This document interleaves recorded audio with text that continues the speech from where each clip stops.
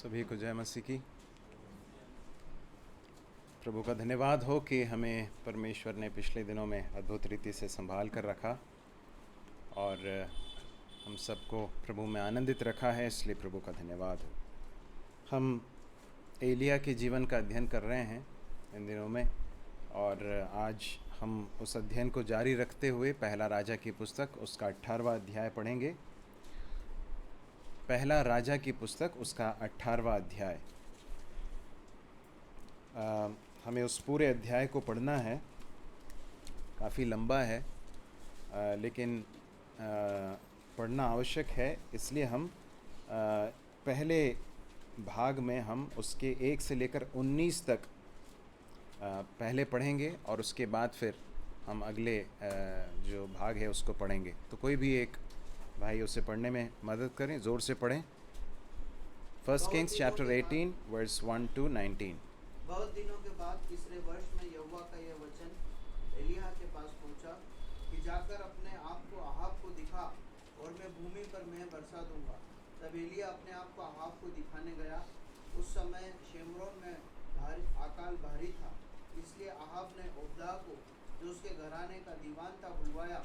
और ओबदा तो यहोवा का भय यहाँ तक मानता था कि जब इजेबेल यहोवा के नबियों को नाश करती थी, तब ओबदा ने 100 नबियों को लेकर 50-50 करके गुफाओं में छिपा रखा और अन्न जल देकर उनका पालन पोषण करता रहा। और अहाब ने ओबदा से कहा कि देश में जल के सब स्रोतों और सब नदियों के पास जा, कदाचित इतनी घास मिले कि हम घोड़ों और खच्चरों को जीवित बचा सकें और हमारे सब पशु मारे न जाए। और उन्होंने आपस में देश बांट लिया कि उसमें होकर चले। एक और अहाब और दूसरी ओर ओबदा चला। ओबदा मार्ग में था और एलिय्याह उसको मिला और उसे चिन्ह कर मुंह के बल गिरा। वो कहा, है मेरे प्रभु एलिय्याह, क्या तू है? उसने कहा, हाँ मैं ही हूँ। जाकर अपने स्वामी से कह कि एलिय्याह मिला है। उसने कहा, मैंने ऐसा क्या पाप किया है कि तू मुझे मरवा डालने के लिए अहाब के हाथ करना चाहता है? तेरे परमेश्वर यहोवा के जीवन की शपथ, कोई ऐसी जाति व राज्य नहीं जिसमें मेरे स्वामी ने तुझे ढूंढने को न भेजा हो। और जब उन लोगों ने कहा कि वह यहाँ नहीं है, तब उसने उस राज्य व जाति को इसकी शपथ खिलाई कि एलिय्याह नहीं मिला। और अब तू कहता है कि जाकर अपने स्वामी से कह कि एलिय्याह मिला है।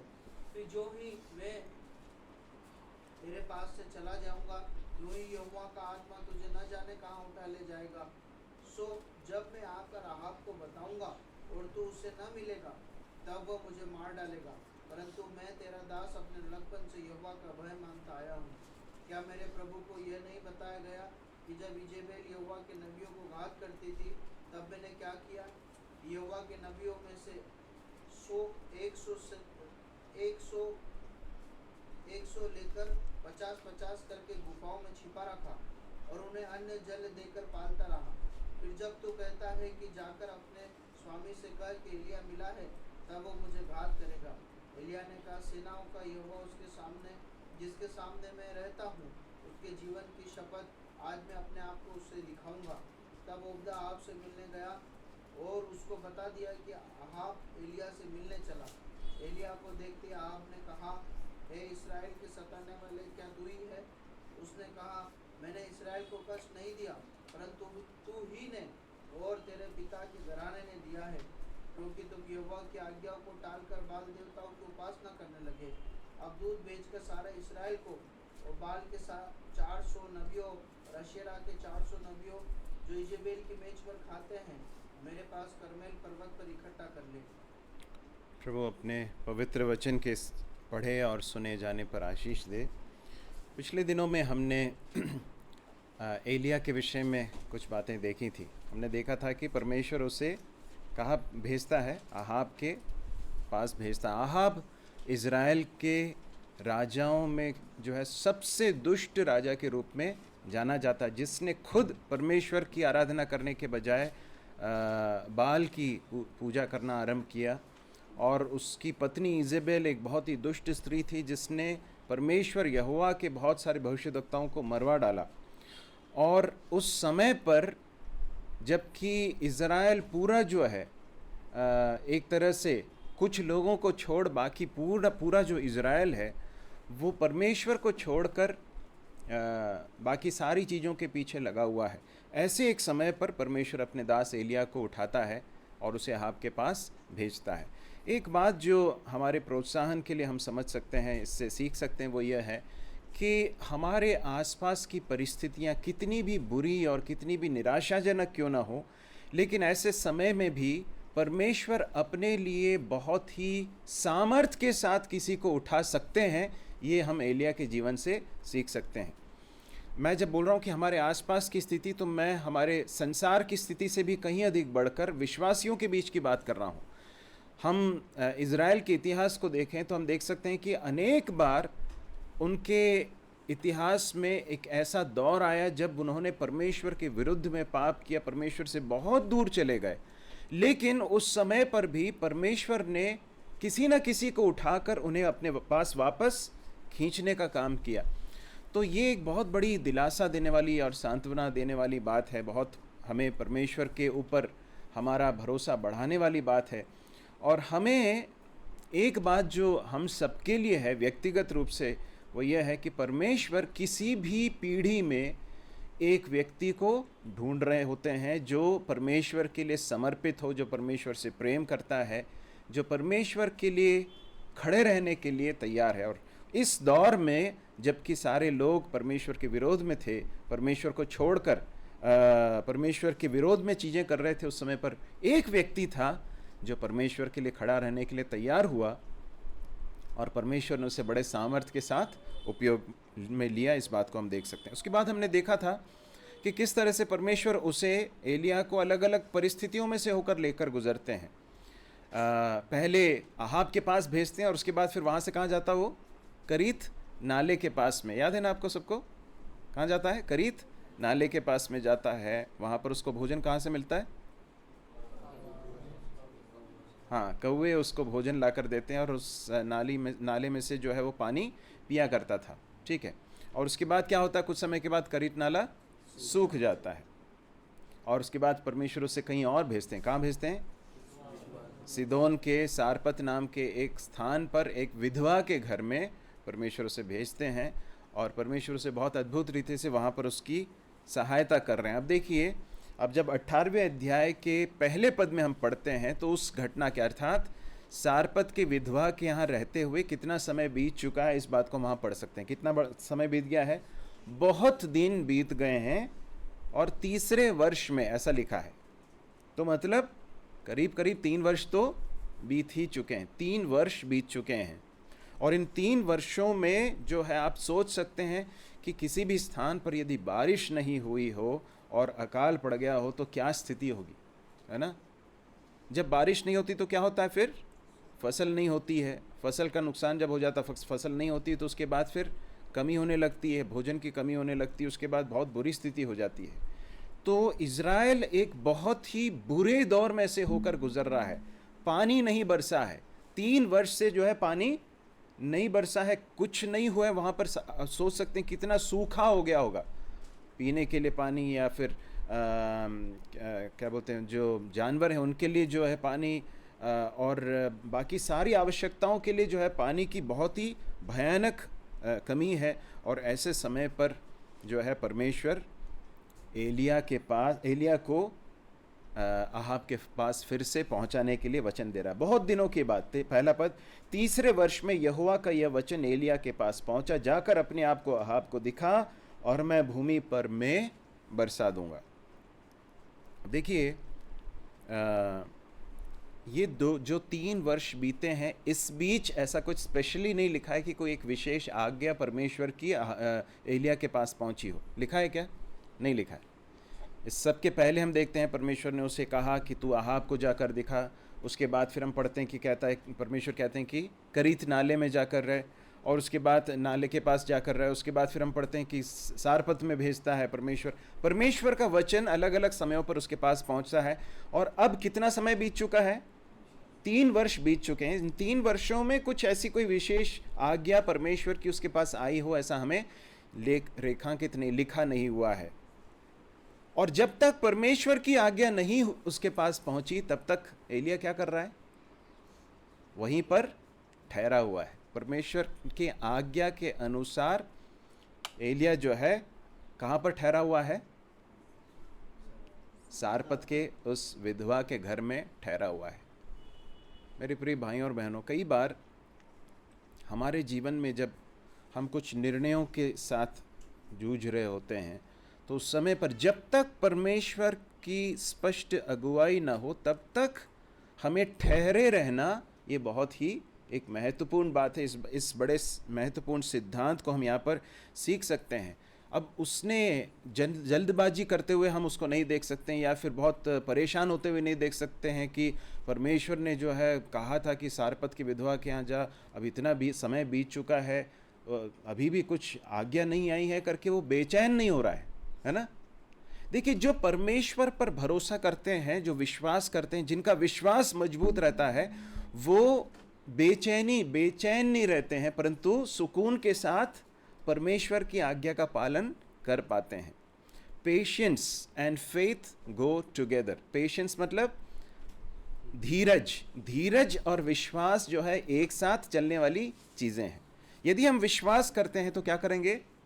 धीरज रखेंगे। जब तक परमेश्वर का यह वचन एलिया के पास नहीं पहुंचा कि तू जा अब अहाब को जाकर दिखा, जब तक एक नई आज्ञा नहीं आ गई तब तक वो क्या करता रहा? वहां पर ठहरा रहा। इस बात को हम देख सकते हैं।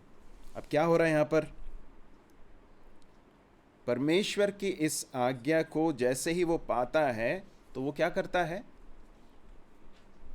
क्या लिखा है दूसरे पद में? तब एलिया अपने आप को अहाब को दिखाने गया। और उसके साथ लिखा हुआ है, उस समय शोमरोन में अकाल भारी था।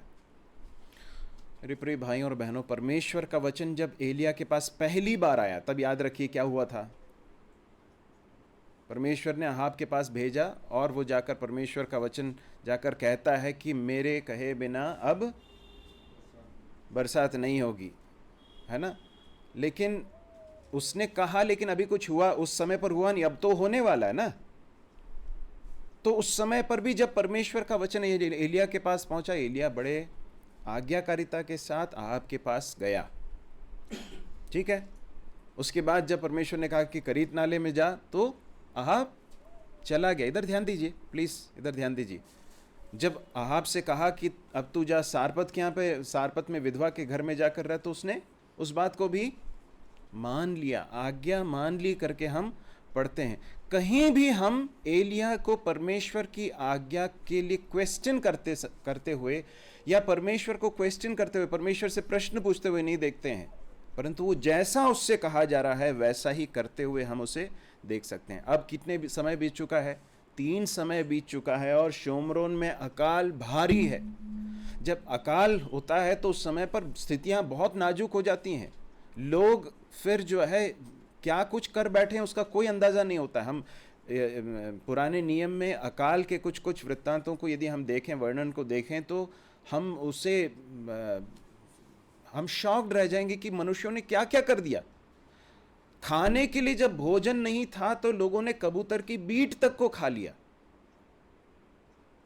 और कुछ ऐसी चीजें की जिसके बारे में हम सोच नहीं सकते हैं।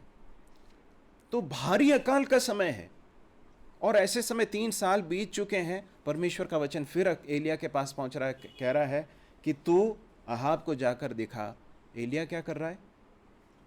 कोई क्वेश्चनिंग नहीं।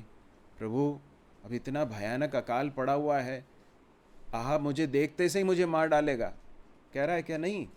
लिखा है दूसरे पद में, तब एलिया अपने आप को अहाब को दिखाने गया।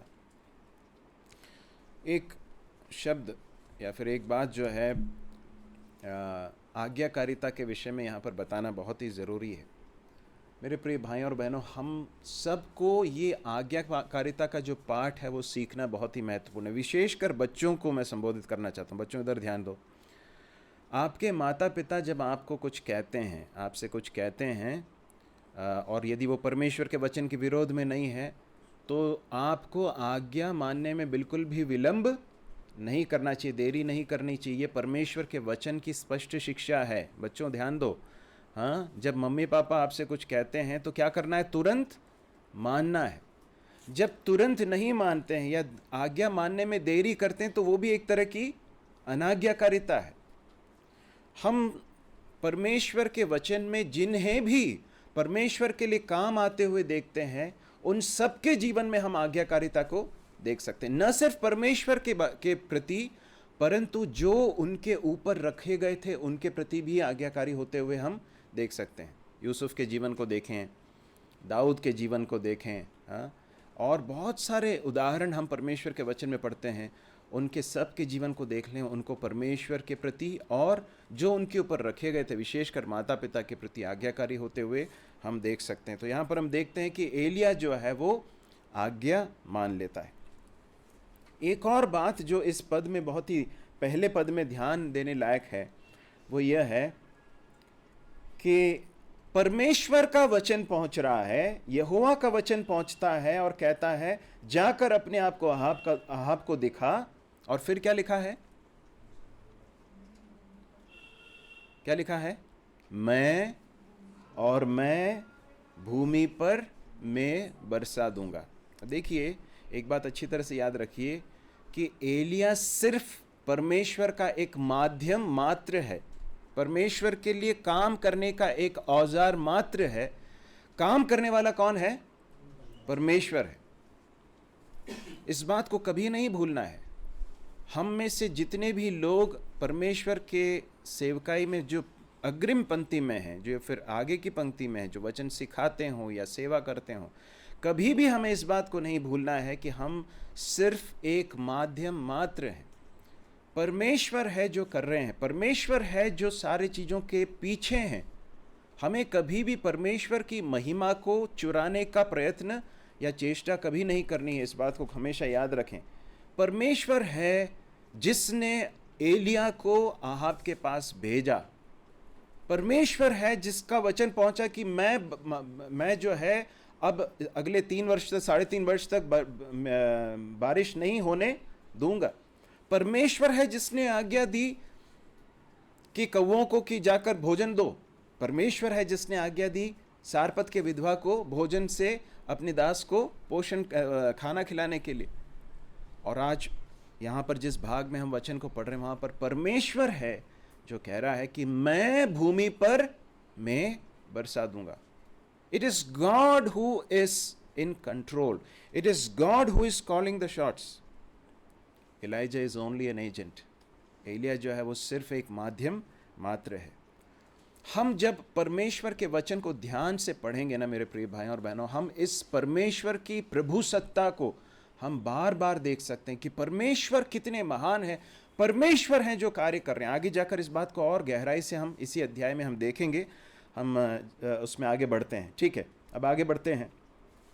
3 पद, अहाब ने ओबद्याह को जो उसके घराने का दीवान था बुलवाया। ओबद्याह तो यहोवा का भय यहाँ तक मानता था कि जब इजेबेल यहोवा के नबियों को नष्ट करती थी, तब ओबद्याह ने 100 नबियों को लेकर 50-50 करके गुफाओं में छिपा रखा और अन्न जल देकर उनका पालन पोषण करता रहा।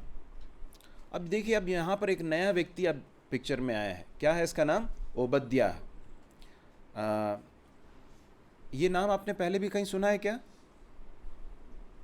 बाइबल में? ओबद्याह नाम की एक पुस्तक भी है। उसकी क्या खासियत है?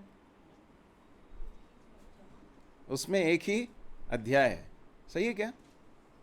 कि 2 अध्याय हैं? कितने अध्याय हैं? एक ही है ना?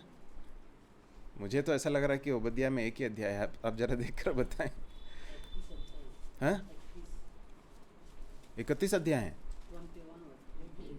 एक अध्याय है और 21 पद हैं। Very good, okay. तो ये जो है व्यक्ति, इसका अब इस पूरे घटनाक्रम में प्रवेश हो रहा है। क्या नाम है इसका? ओबद्याह। और ओबद्याह के विषय में क्या लिखा है? ओबद्याह तो यहोवा का भय यहां तक मानता था। अंग्रेजी में लिखा है feared the Lord greatly। कुछ और लिखा है क्या? ऐसा ही लिखा है? He was a devout believer। परमेश्वर का भय बहुत ज्यादा मानता था, बहुत अधिक मानता था। इस तरह से हम पढ़ सकते हैं। अब जब हम एलिया के जीवन का वृत्तांत सीख रहे हैं ना, तो मैंने भी इसके परिचय में कई बार बताया कि इस पूरे घटनाक्रम में हम संपूर्ण इज़राइल को जो है एक तरह से परमेश्वर से दूर होते हुए देखते हैं, लेकिन एक व्यक्ति खड़ा हुआ है परमेश्वर के लिए। इस तरह से मैंने कई बार परिचय में भी बताया। लेकिन जब हम इस अध्ययन में आगे बढ़ते हैं तो हम देखते हैं कि एक से अधिक अनेक लोग जो हैं परमेश्वर के लिए खड़े हुए हैं। एक कौन है? एक तो एलिया है। फिर अब यहाँ पर हम ओबद्याह के बारे में पढ़ते हैं, और भी हैं क्या?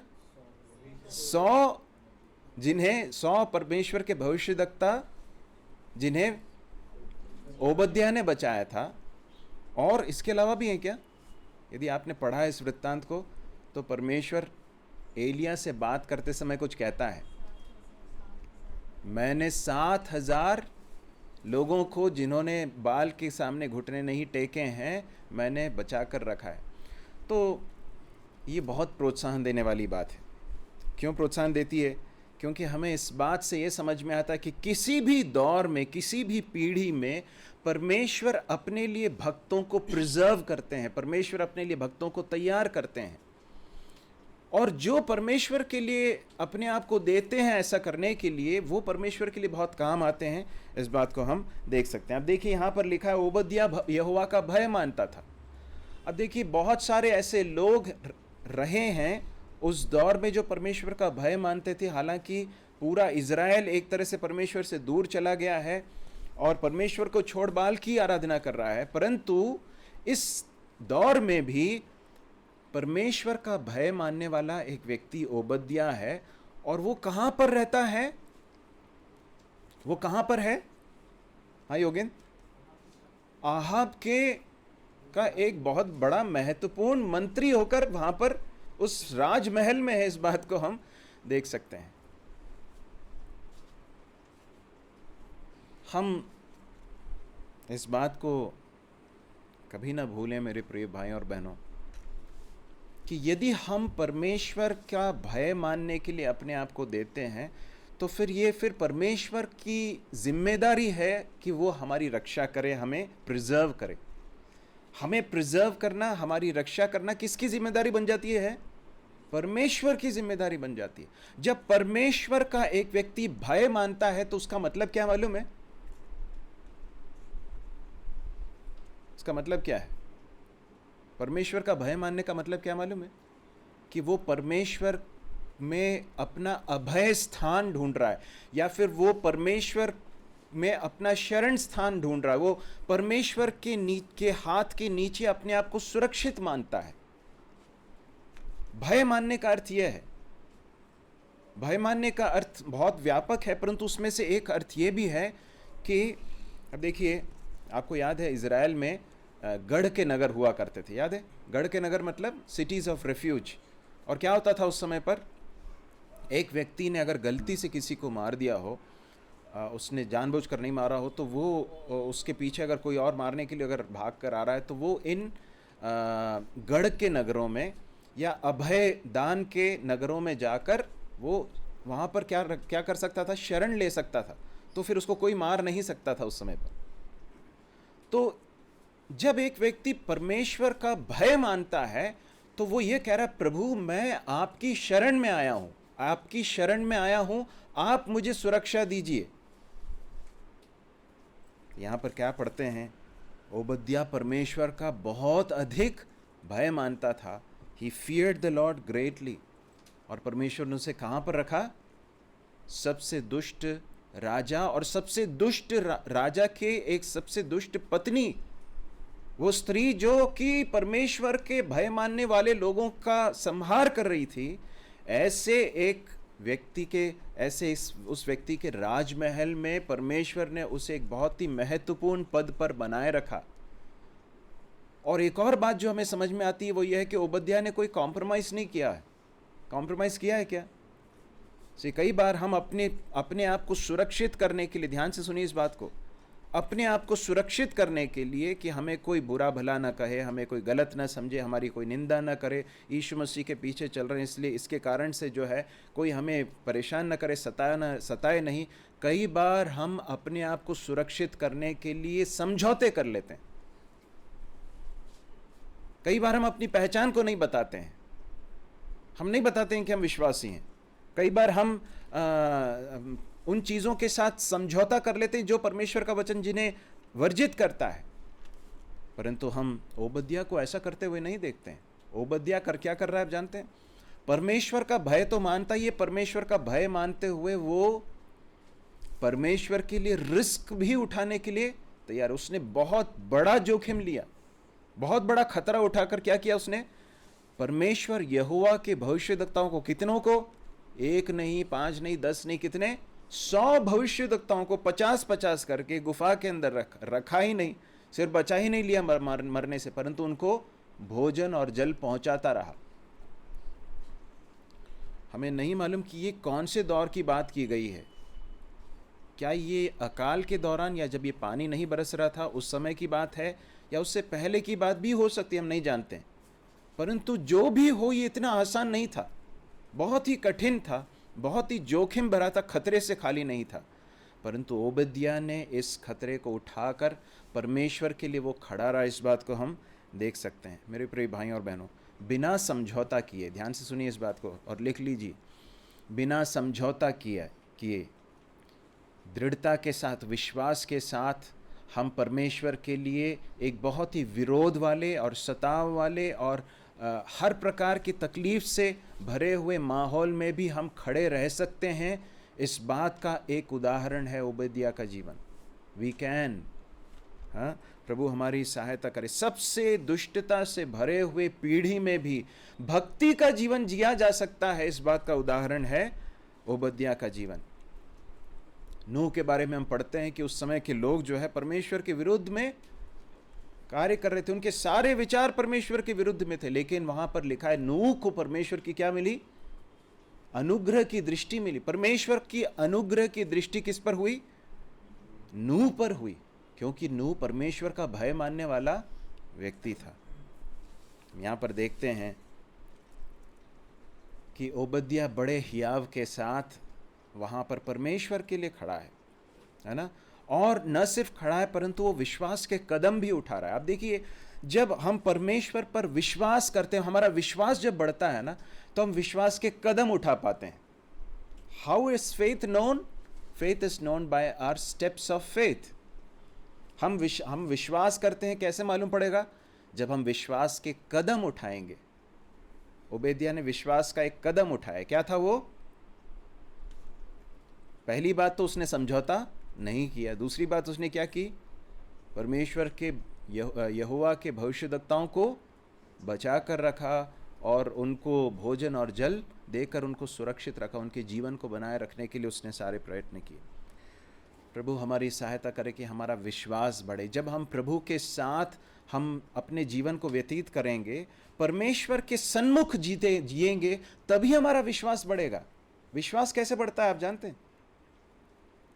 जितना अधिक प्रभु को जानेंगे उतना विश्वास बढ़ेगा। आप शिष्यों को देखिए, पहले उनको विश्वास कैसा किस तरह का था और धीरे धीरे करके उनका विश्वास क्या होता गया? बढ़ता गया। बढ़ा कि नहीं? और कब बढ़ा मालूम है?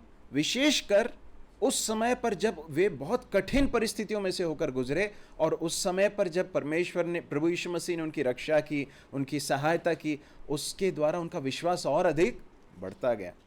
प्रभु के साथ साथ चलने वाले व्यक्ति, जो प्रभु को बहुत करीब से जानता है, उसका कॉन्फिडेंस बढ़ता है, परमेश्वर के ऊपर कॉन्फिडेंस बढ़ता है कि मेरा प्रभु ऐसा करेगा, मेरा प्रभु ऐसा नहीं करेगा। इन सारी चीज़ों का कॉन्फिडेंस कब बढ़ता है? जब हम प्रभु के साथ इंटीमेट रिलेशनशिप में बढ़ते हैं। फिलिपियों की पत्री 4 अध्याय में कल हम भाई दिनेश के घर में बाइबल स्टडी कर रहे थे, तो फिलिपियों 4:4 में प्रेरित पौलुस कहता है कि मेरा प्रभु तुम्हारी आवश्यकताओं को अपने महिमा के धन के अनुसार पूरा करेगा। किसका कॉन्फिडेंस है? पौलुस का कॉन्फिडेंस है। किसके ऊपर कॉन्फिडेंस है? परमेश्वर के ऊपर कॉन्फिडेंस है। मेरा परमेश्वर, मेरा परमेश्वर, ये कहने के लिए जो है इतना इंटीमेसी होना चाहिए, इतनी निकटता होनी चाहिए। मेरा परमेश्वर, मुझे मालूम है मेरा प्रभु क्या कर सकता है, वो क्या करेगा। इसीलिए ओबद्याह जो है विश्वास के कदम उठा सका। विश्वास जब हमारा बढ़ता है ना, तब हम विश्वास के कदम उठा पाते हैं। पतरस पहले बहुत संदेह भी कर रहा था, एक समय पर धीरे धीरे करके विश्वास बढ़ने लगा। एक बार जब प्रभु यीशु मसीह पानी के ऊपर चल कर आए तो प्रभु से वो कहता है, प्रभु यदि आप हैं तो आप आज्ञा दीजिए और मैं पानी के ऊपर मैं भी चलना चाहता हूँ। पतरस पानी के ऊपर चला कि नहीं चला? चला। जब तक उसकी नज़र प्रभु यीशु मसीह पर थी, जब तक उसका विश्वास प्रभु यीशु मसीह पर था, तब तक वो पानी के ऊपर चला। एक ऐसी चीज़ जो मनुष्य के लिए असंभव है, बिल्कुल भी नामुमकिन है, ऐसा एक कार्य पतरस कर पाया। लेकिन उसके पीछे एक बात जरा ध्यान से सुनिए। पतरस के ही मन में यह विचार आया कि मुझे पानी पर चलना है, बाकी लोगों के मन में आया क्या? हम पतरस को कई बार दोष देते हैं कि अरे वो उसके मन में संदेह आ गया, वो लहरों को देखने लगा। परंतु मैं सोच रहा था और किसी के मन में विचार नहीं आया कि पानी पर चलकर देखना चाहिए। परंतु वो कहता प्रभु से, प्रभु मैं भी पानी के ऊपर चलना चाहता हूँ। और उसने क्या किया मालूम है? विश्वास का कदम बढ़ाया, विश्वास के कदम उठाए उसने।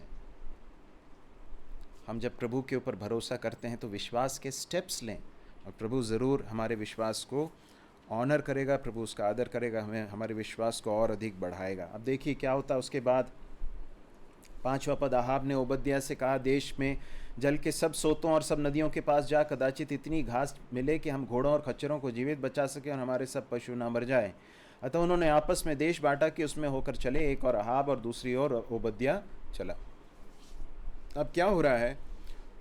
बहुत ही भयानक अकाल है इनके पास। अहाब के पास जो घोड़े हैं और जो खच्चर हैं, उनको जीवित बचाने के लिए क्या चाहिए? घास चाहिए। थोड़ा पानी मिले तो पानी चाहिए। घास का कोई नामो निशान नहीं है, कहीं नहीं, सब सूख गया पूरी रीति से। उस समय पर अहाब जो है ओबद्याह से कहता है कि हम आपस में बांट लेते हैं, तू एक तरफ जा और मैं दूसरी तरफ जाता हूँ, और हम क्या ढूंढेंगे? घास ढूंढेंगे। अब मैं सोच रहा था ये परिस्थिति जो है इज़राइल में क्यों आई?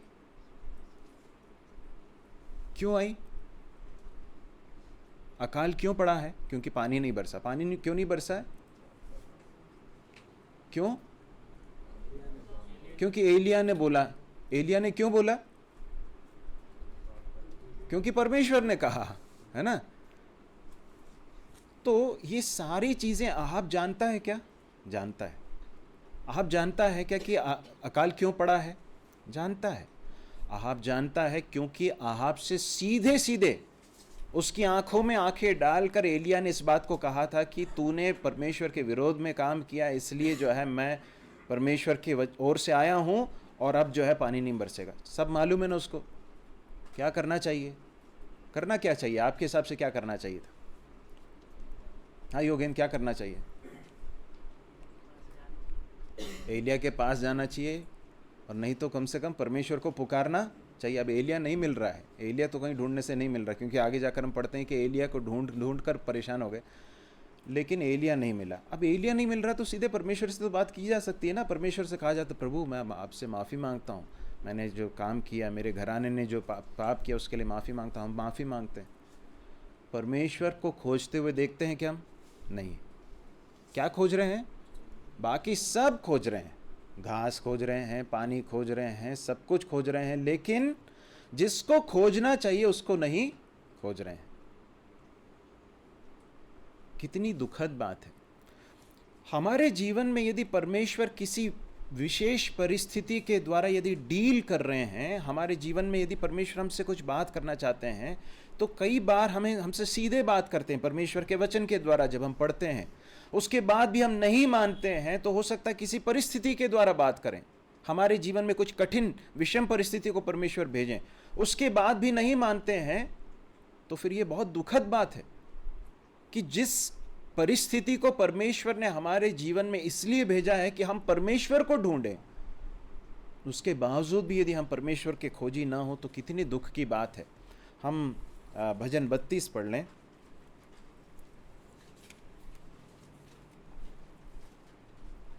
और उसके 6वें पद को पढ़ें। इस कारण हर एक भक्त तुझसे ऐसे समय में प्रार्थना करे जबकि तू मिल सकता है। निश्चय जब जल की बड़ी बाढ़ आए तो वो भी उस भक्त के पास न पहुंचे। हर एक भक्त तुझसे ऐसे समय प्रार्थना करे जबकि तू मिल सकता है। परमेश्वर की करुणा को प्राप्त करने का एक समय, एक लिमिट है ना। यदि हम परमेश्वर को ढूंढेंगे नहीं तो कितनी दुखद बात होगी, है ना। जब जल की बड़ी बाढ़ आए तो भी उस भक्त के पास ना पहुंचेगी। परमेश्वर ढूंढ रहा है ऐसे लोगों को। परमेश्वर चाहता है कि लोग उसके खोजी हों, विशेषकर ऐसे लोग जो परमेश्वर को जानते हैं। हम रोमियो की पुस्तक में पढ़ते हैं कि कोई भी परमेश्वर का खोजने वाला नहीं, परंतु जिन्होंने यीशु मसीह पर विश्वास करके उद्धार पाया है, परमेश्वर उनसे क्या चाहता है कि हम क्या करें, उसके खोजी हों, परमेश्वर को खोजने वाले लोगों। यहाँ पर क्या हो रहा है, सब कुछ ढूंढा जा रहा है, परंतु जिसने इस परिस्थिति को निर्मित किया उसे नहीं खोज रहा है। अब देखिए एक और चीज, आहाब ओबद्याह से कहता है कि तू एक तरफ जा, मैं दूसरी तरफ जाता हूं, हम घास खोजने के लिए जाते हैं। ओबद्याह का रिस्पॉन्स क्या है?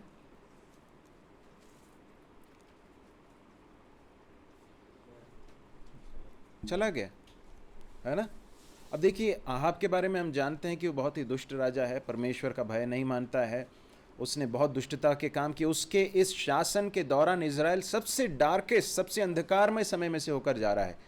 लेकिन इस राजमहल में, इस दरबार में एक मंत्री है जिसका नाम ओबद्याह है, जो परमेश्वर का भय मानता है, परमेश्वर के लिए तटस्थ होकर खड़ा हुआ है और विश्वास के कदम उठा रहा है, लेकिन साथ साथ में अपनी जिम्मेदारी को भी पूरा कर रहा है। एक मंत्री के रूप में उसकी जो जिम्मेदारी थी, एक उस समय पर आहाब ने उसे जो जिम्मेदारी दी थी शासन में, उस शासन के दौरान उसे जो जिम्मेदारी दी गई थी उसे बहुत निष्ठा के साथ पूरा करते हुए, डेडिकेशन के साथ करते हुए हम देख सकते हैं। मेरे प्रिय भाई और बहनों, आप में से जितने लोग नौकरी करते हैं, मैं आपसे कहना चाहता हूँ, यदि परमेश्वर ने आपको एक नौकरी दी है तो उसे पूरी निष्ठा के साथ कीजिए, आधे अधूरे मन से मत कीजिए, क्योंकि परमेश्वर ने आपको वहाँ रखा है। परमेश्वर ने आपको अपनी सेवा के लिए वहाँ रखा है। जब आप अपने काम को ईमानदारी के साथ, पूरी निष्ठा के साथ करते तो आप किसकी सेवा कर रहे हैं? परमेश्वर की सेवा कर रहे हैं। इस बात को कभी मत भूलना। कुलुस्सियों की पत्री में हम पढ़ते हैं इस बात को, तुम प्रभु मसीह की सेवा करते हो। ओबद्याह was a faithful employee, he was a faithful person in his work। हम देखते हैं कि वो अपने काम को करने के लिए निकल पड़ता है। ठीक है, आगे पढ़ें, 7वें पद को पढ़ें। ओबद्याह मार्ग में था कि एलिया उसको मिला, उसे पहचान कर मुंह के बल गिरा और कहा, हे मेरे प्रभु एलिया, क्या तू है? उसने कहा, हाँ मैं ही हूं। जाकर अपने स्वामी से कहा, एलिया यहाँ है। अब जैसे ही एलिया आगे बढ़ता है, कुछ समय के बाद क्या होता है, ओबद्याह जैसे आगे बढ़ता है तो क्या मिलता है, कौन मिलता है उसको? एलिया। और ओबद्याह का तुरंत रिस्पांस क्या है, क्या प्रत्युत्तर है? वो तुरंत उसको पहचान लेता है और मुंह के बल गिरकर जो है वो पूछता है, हे मेरे प्रभु एलिया, क्या आप हो क्या? ये एलिया को वो पहचानता है ना। क्यों पहचानता है? 3 वर्ष पहले मुलाकात तो हुई है, उसके बाद कहीं मुलाकात हुई नहीं, ऐसा समझ में आता है ना, क्योंकि हर जगह ढूंढने के लिए कहा गया, कहीं मिला नहीं है। तो एलिया को जैसे ही देखता है तुरंत पहचान कर बड़े आदर के साथ उसका वो जो कुछ वहाँ पर वो कर रहा है, उससे ये समझ में आता कि वो परमेश्वर के इस दास का क्या करता है, आदर कर रहा है। और वो कहता है कि एलिया आप ही हैं क्या?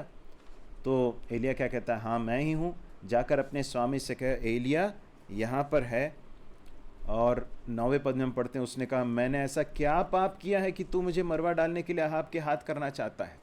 अब ये थोड़ा रोचक है ना कि ओबद्याह से एलिया क्या कहता है कि हाँ मैं ही हूँ। अब तू एक काम कर, तू जा एलिया से जाकर कहा कि आहाब से जाकर कहा कि एलिया मिल गया है। बोलता है कि क्यों मुझे परेशानी में डाल रहे हो?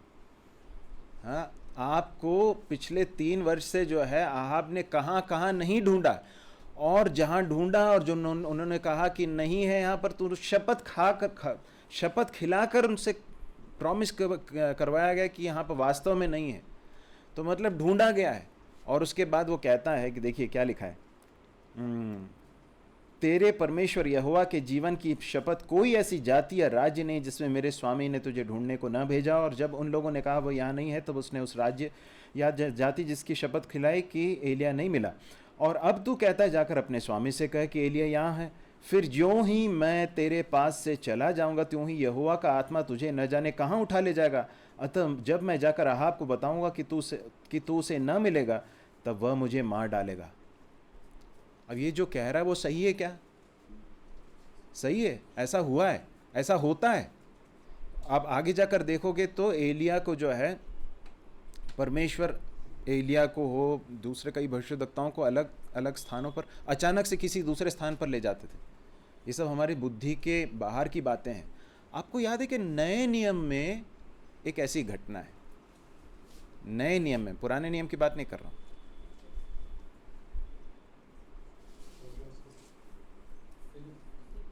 हाँ, फिलिप्पुस के बारे में पढ़ते हैं। क्या पढ़ते हैं? जब वो उस खोजे से सुसमाचार सुनाता है और उसके बाद उसका बपतिस्मा होता, उसके बाद फिर लिखा है कि वो वहाँ से अचानक गायब हो गया। फिर वो अजोटस नाम के स्थान पर मिला करके हम पढ़ते हैं।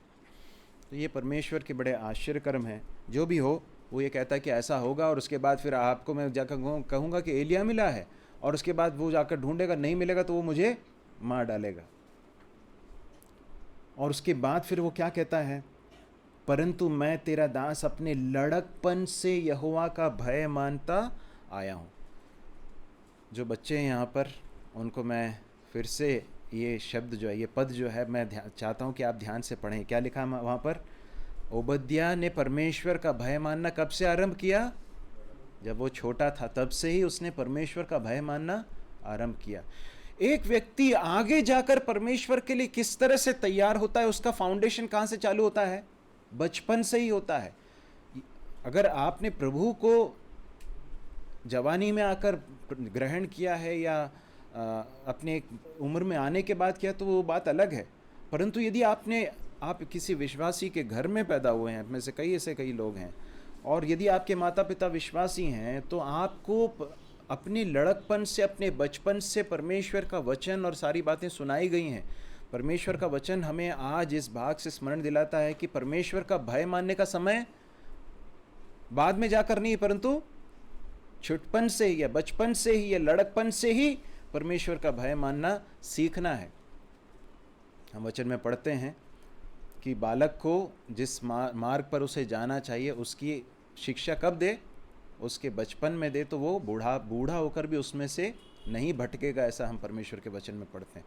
हम जितने माता पिता हैं, हमारी बहुत बड़ी जिम्मेदारी है कि हम अपने बच्चों को परमेश्वर के भय में पालें। तो हम पढ़ते हैं वहाँ पर, लड़कपन से यहोवा का भय मानता आया हूँ। क्या मेरे प्रभु को यह नहीं बताया गया कि जब इजेबेल यहोवा के नबियों को घात करती थी, तब मैंने क्या किया कि यहोवा के नबियों में से 100 लेकर 50-50 करके गुफाओं में छिपा रखा और उन्हें अन्न जल देकर पालता रहा। फिर अब तू कहता जाकर अपने स्वामी से कहा कि एलिया मिला है, तब वह मुझे घात करेगा। अब वो यह स्मरण दिला रहा, उसको नहीं मालूम कि एलिया के पास ये खबर पहुंची है कि नहीं, क्योंकि ये जो है ये बहुत पब्लिसाइज तो नहीं की गई होगी ये बात ना, क्योंकि नहीं तो ये इजेबेल के पास भी पहुंचेगी। परंतु वो कह रहा है कि एलिया, क्या आपको मालूम है मैंने ऐसा भी किया है। हाँ, तो क्यों कह रहा है? शायद उसके मन में ऐसा विचार आ रहा है कि क्या मालूम एलिया मुझे भी जो है फंसा देगा, परेशानी में डाल देगा, तो इसलिए वो ये सब कह रहा है। लेकिन एलिया क्या कहता है? सेनाओं के यहोवा, 15वां पद, एलिया ने कहा सेनाओं का यहोवा जिसके सामने मैं रहता हूं। ये ऐसा एक सेंटेंस है जिसे हमने इसके पहले भी देखा है। सेनाओं का यहोवा जिसके सामने मैं खड़ा रहता हूं, जिसके सामने मैं रहता हूं, ये कई बार हमने पढ़ा है। एलिया एक ऐसा व्यक्ति था जो परमेश्वर के सामने खड़ा रहने वाला व्यक्ति था, और वो कहता है उसके जीवन की शपथ, आज मैं अपने आप को उसे दिखाऊंगा। क्यों दिखाऊंगा? क्योंकि मेरे परमेश्वर ने मुझसे कहा है, मुझे आज्ञा दी है कि तुझे जाकर अहाब को दिखाना है। परमेश्वर ने जब कहा कि अहाब के पास जाना है, तो उसका जो कमिटमेंट है, उसका जो परमेश्वर के प्रति जो समर्पण है, परमेश्वर की इस आज्ञा को मानने के प्रति जो समर्पण है, वो कितना ठोस है, कितना मजबूत है, वो इस बात से समझा जा सकता है कि वो कह रहा है कि ये बिल्कुल होने वाला, निश्चित रूप से ये होगा, मैं इससे पीछे नहीं हटूंगा। ये है उसका तात्पर्य। प्रभु यीशु मसीह के बारे में हम पढ़ते हैं, जब यरूशलेम में जाकर क्रूस पर दुख उठाने का समय निकट आने लगा, तो प्रभु यीशु मसीह ने अपने चेहरे को यरूशलेम की ओर लगाया और उसके बाद वो बड़े तटस्थता के साथ, बड़े दृढ़ता के साथ यरूशलेम की ओर निकल पड़ा करके हम पढ़ते हैं। प्रभु हमसे ये अपेक्षा करते हैं कि जब हम प्रभु पर भरोसा करें और प्रभु का भय माने, तो प्रभु के लिए स्टेप्स लेते समय डरे नहीं, पीछे ना हटें, परंतु दृढ़ता के साथ आगे बढ़ते रहें। क्या होता है, तब ओबद्याह अहाब से मिलने गया और उसको बता दिया। तब अहाब एलिया से मिलने चला। एलिया को देखते ही अहाब ने कहा, हे इज़राइल के सताने वाले, क्या तू ही है? उसने कहा, मैंने इज़राइल को कष्ट नहीं दिया, परंतु तू ही ने और तेरे पिता के घराने ने दिया, क्योंकि तुम यहोवा की आज्ञाओं को टालकर बाल देवताओं की उपासना करने लगे। अब दूत भेजकर सारे इज़राइल को और बाल के 450 नबियों और अशेरा के 400 नबियों को, जो इजेबेल की मेज पर खाते हैं, ये सब गवर्नमेंट स्पॉन्सर्ड थे, मेरे पास करमेल पर्वत पर इकट्ठा कर ले। अब क्या हो रहा है? क्या, कौन कह रहा है यहां पर? एलिया से अहाब कहता है कि हे इज़राइल के सताने वाले। सही है क्या? इज़राइल को सताने वाला एलिया है क्या? हम जानते हैं कि नहीं है, क्योंकि ये अहाब के और उसके घराने के पाप के कारण हुआ, इज़राइल के पाप के कारण हुआ कि परमेश्वर ने इस परिस्थिति को होने दिया। परंतु वो अपने पाप को न मानते, वो किसको दोष दे रहा है? एलिया को दोष दे रहा है। कई बार विश्वासी ऐसा करते हैं, अपने पाप को न देखकर दूसरों को ब्लेम करने लगते हैं, अपने जीवन की परेशानी को दूसरों के लिए दूसरों को जिम्मेदार होकर देखते हैं। मेरे प्रिय भाइयों और बहनों, यदि परमेश्वर का वचन आज यहाँ पर हमें स्मरण दिला रहा है कि हमें अपने जीवन का अवलोकन करने की ज़रूरत है, हमें अपने जीवन को जांचने की ज़रूरत है कि हमारा जीवन कैसा चल रहा है। क्या ऐसी कोई चीज़ है जो परमेश्वर के विरुद्ध है? उसे मानकर उसे छोड़ना ही हमारी जिम्मेदारी है। और यदि हम अपने जीवन की परेशानियों के लिए हम दूसरों को अगर दोष देते रहेंगे, तो उसमें कोई सोल्यूशन नहीं मिलने वाला है। आप जो है वो दूसरों को दोष दे रहा है, लेकिन एलिया क्या कहता है? तुमने किया है ये, तुमने परमेश्वर को छोड़ दिया है। और यहाँ पर जिस तरह से एलिया अहाब से बात कर रहा है, ऐसा लगता है कि इज़राइल का राजा बदल गया। लग रहा है कि ऐसा? राजा कौन है? अहाब है ना, लेकिन ऑर्डर कौन दे रहा है? एलिया दे रहा है। अहाब को कह रहा है, जाकर सारे इज़राइल को मेरे लिए करमेल पर्वत पर इकट्ठा कर, और इजेबेल के मेज पर खाने वाले तुमने जिन सारे भविष्यद्वक्ताओं को स्पॉन्सर करके रखा है, उन सारे भविष्यद्वक्ताओं को भी इकट्ठा करो। और आगे जाकर हम पढ़ते हैं, अहाब गया और उसने ऐसा किया। एक भाग पढ़ लीजिए, उसके साथ हम समाप्त करेंगे। नीति वचन उसका 28वां अध्याय, उसका पहला पद। नीति वचन 28 का 1।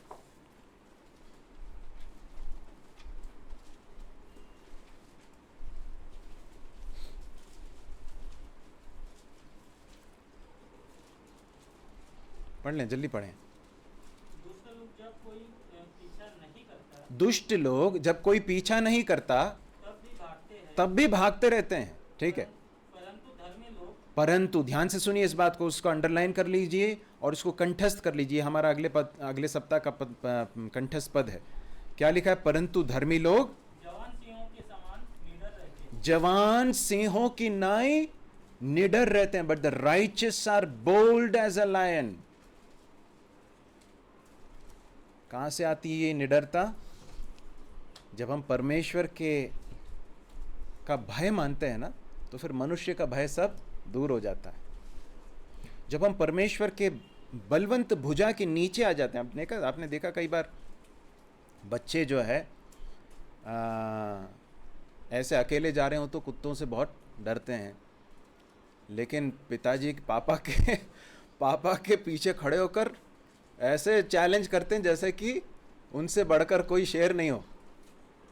ऐसा क्यों होता है मालूम है? इसलिए होता है क्योंकि उनको पापा के ऊपर कॉन्फिडेंस, उनको मालूम है कि पापा के पास तो मैं सुरक्षित हूँ, मैं जितना भी चैलेंज कर लूँ कुत्ता कुछ कर नहीं सकता। ऐसे ही परमेश्वर के बलवंत भुजा के नीचे यदि हम अपने आप को अगर दीन करते हैं तो शैतान का सामना कर सकते हैं और शैतान के किसी भी एजेंट का भी सामना हम कर सकते हैं। मनुष्य जो परमेश्वर का भय नहीं मानते हो तो भी उनका सामना करने की सामर्थ और हिम्मत और निडरता सब परमेश्वर देते हैं जब हम परमेश्वर के बलवंत भुजा के नीचे अपने आप को लाते हैं। प्रभु हमारी सहायता करें।